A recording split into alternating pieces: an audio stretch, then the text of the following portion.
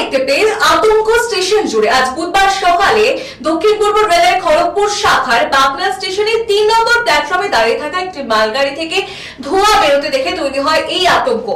জ্বলন্ত এই মালগাড়িটি উলুবেড়িয়া স্টেশনে পৌঁছায় এবং সেখানে নিত্য যাত্রীদের শোরগোলে নজর পড়ে রেল কর্তৃপক্ষের, এবং রেল কর্তৃপক্ষ খবর পেয়ে খবর দেয় দমকলের একটি ইঞ্জিন গিয়ে পৌঁছায় উলুবেড়িয়া স্টেশনের ৬ নম্বর লাইনে, এবং সেখানে ৬ নম্বর প্ল্যাটফর্ম থেকে দমকলের ইঞ্জিন গিয়ে মালগাড়ির আগুন নিয়ন্ত্রণে আনে এবং এই ঘটনায় সাময়িকভাবে স্তব্ধ হয়ে যায় রেল চলাচল।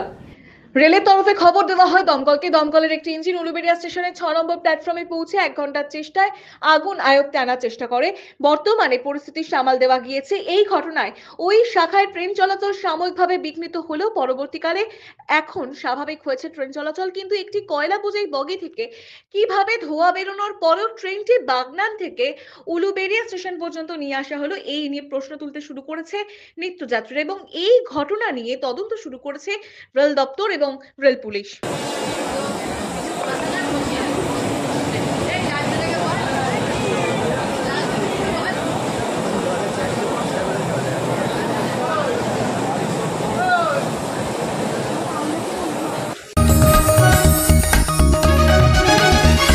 आप देख रहे हैं न्यूज़ UNI।